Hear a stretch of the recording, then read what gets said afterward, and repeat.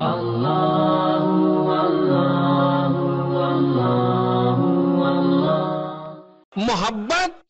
اور نفرت دونوں متفرع ہیں، دونوں ماتحت ہیں معرفت کے.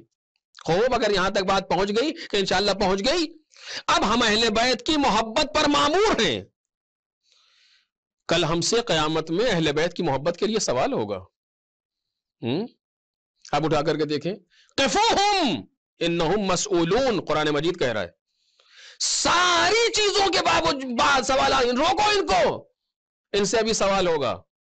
علماء نے بیان کیا کہ یہ سوال جو اس کے لیے روکا جا رہا ہے یہ اہل بیت کی محبت ہے، اہل بیت کی ولایت. ولایت کا ایک معنی محبت ہے. ولایت کے معنی سرپرستی کے ہیں، مولا ماننے کے ہیں. ایک معنی ولایت محبت بمعنی محبت ہے. انہیں روکو، ان سے سوال ہوگا بھی اہل بیت کے بارے میں. قفوہم انہم مسئولون، یہ سوال کس بات کا ہے؟ ان سے روکو، ان سے بھی سوال ہونا. کون سا سوال ہے؟ وہ سب تو ہو چکا کہ وہ محبت اہل بیت کا سوال. عجیب، وہ محبت اہل بیت کا سوال ہے. تو ہم جس محبت کو پیغمبر ہم سے دنیا میں مانگ رہے ہیں، قیامت میں ان کو اس کا جواب دینا ہے. تو یہ محبت کیسے پیدا ہوگی؟ کہ یہ محبت معرفت سے پیدا ہوگی. جیسے جیسے اہل بیت کی معرفت بڑھتی جائے گی. اب ایک بات میں جسارت کے طور پر کہہ رہا ہوں، لیکن صرف موضوع کو بیان کرنے کے لیے کہہ رہا ہوں. تو ممکن ہے کہ نفرت بھی پیدا ہو؟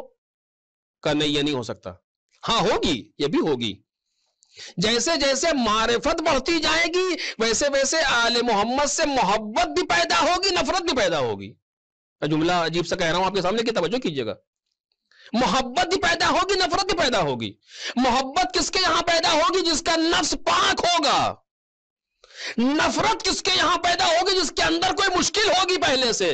اب اس سے زیادہ واضح نہیں کہہ سکتا. جس کے یہاں کوئی مشکل ہوگی پہلے سے تخلیقی، وہاں نفرت پیدا ہوگی. جتنا اہل بیت کے صفات و کمال کو دیکھتا جائے گا اتنی نفرت پیدا ہوتی جائے گی. کیوں؟ چونکہ مشکل ہے اس کے یہاں. یعنی آپ نے قرآن کی مثال نہیں دیکھی؟ قرآن مجید نے کیا کہا ہے کہ پروردگار عالم نے بارش نازل کی ہے، بارش کی ہے، پانی کو نازل کیا ہے. اس سے کتنے اچھے اچھے کام ہوتے ہیں. لیکن یہی بارش اگر سبززار پر پڑ جائے تو پھول کھلتے ہیں. یہی بارش اگر کوڑے اور کرکٹ پر پڑ جائے تو اس سے بدبو پیدا ہوتی ہے. بارش وہی بارش ہے، لیکن اگر کسی ایسی جگہ پڑ رہی ہے جو جگہ خراب ہے تو وہاں سے بدبو پیدا ہوگی. اگر کسی ایسی جگہ پڑ رہی ہے جس میں بارش کو حمل کرنے کی اور تحمل کرنے کی صلاحیت ہے، وہاں پھول کھلتے ہیں، وہاں درخت اگتے ہیں، وہاں ساری چیزیں ہوتی ہیں. لیکن کوڑے اور کرکٹ اور خاشاک پر، وہاں ایسی جگہوں پر کیا ہوتا ہے؟ بدبو پیدا ہوتی ہے. وہی حال آل محمد کا ہے کہ ان کے محبت کی اور ان کی ذات کی بارش پیدا ہو رہی ہے. جس ظرف میں صلاحیت ہوگی وہاں کردار کے پھول کھلیں گے، وہاں کمالات کے پھول کھلیں گے. اور جہاں صلاحیت نہیں ہے، کوئی مشکل ہے، وہاں پر بدبو پیدا ہوگی. تو نفرت آل محمد کی پیدا ہوگی. اسی لیے آپ دیکھ لیجئے، آپ کو تعجب ہوتا ہوگا نا دیکھ کر کے. ہم کو تو واقعا تعجب ہوتا تھا، لیکن موضوع حل ہو رہا ہے خود میرے لیے بھی. ہم کو بھی تعجب ہوتا تھا کہ عجیب مصیبت ہے جس کے سامنے موجود تھے مولا کائنات. آج ہم نے مولا کائنات کو دیکھا نہیں، آج آپ نے مولا کائنات کو دیکھا نہیں، لیکن خود بخود دل کھنچتا ہے علی ابن ابی طالب کی طرف، خود بخود دل کھنچتا ہے حسین ابن علی کی طرف، خود بخود ایک کشش پیدا ہوتی ہے دیگر ائمہ کی طرف جیسے ان کو تذکرہ سنتے ہیں. کیوں ہے یہ؟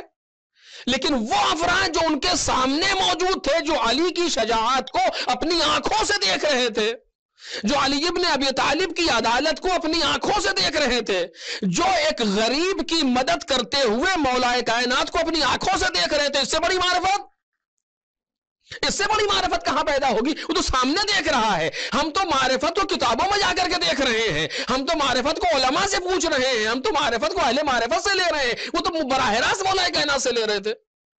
ان کے یہاں کیوں مشکل پیدا ہو رہی تھی؟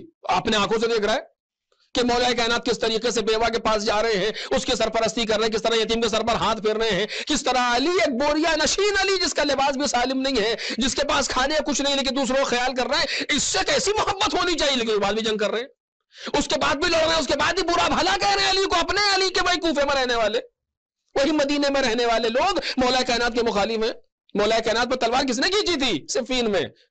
دوسرے نہیں تھے، علی کے اپنے ساتھی تھے. مولا کائنات کے ساتھ جمل میں کون لڑ رہے تھے؟ کوئی کفار نہیں آئے تھے، وہی مسلمان تھے جنہوں نے علی ابن ابی طالب کو اپنی آنکھوں سے دیکھا تھا. مولا کائنات کے ساتھ نہروان میں کون لڑ رہا تھا؟ نہروان میں لڑنے والے کئی باہر سے آنے والے افراد نہیں تھے، وہی علی ابن ابی طالب کے جاننے والے تھے. یہ کیوں جنگ کر رہے تھے آخر علی ابن ابی طالب سے؟ یہ تو پہچانتے تھے مولا کو.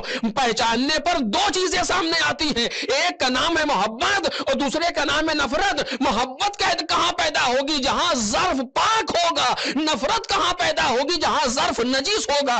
اسی لیے قرآن مجید نے بعض لوگوں کو رجس سے تعبیر کیا ہے. اے پیغمبر ان سے دور رہیے گا, انہم رجس, یہ لوگ رجس ہیں, ان سے دور رہیے گا. چونکہ یہ آپ کو پاس آئیں گے, آ کر کے فتح مکہ کا واقعہ ہے, آپ کے پاس آئیں گے, قسمیں کھائیں گے, دروس اپنے آپ کو کرنا چاہیں گے. کیوں؟ اس لیے کہ آپ ان کے ساتھ ہو جائیے, ان سے دھوکہ کھا جائیے, ان قریب کر لیجئے. لیکن انہم رجس, یہ رجس لوگ ہیں, ان سے دور رہیے گا, ان سے پرہیز کیجئے گا. یعنی قرآن مجید بتا رہا ہے ان کی باتوں کا اعتبار نہیں, ان کے قول و فعل کا اعتبار نہیں. کیوں؟ اس لیے کہ رجس ہے, ان کا باطن نجس ہو چکا ہے.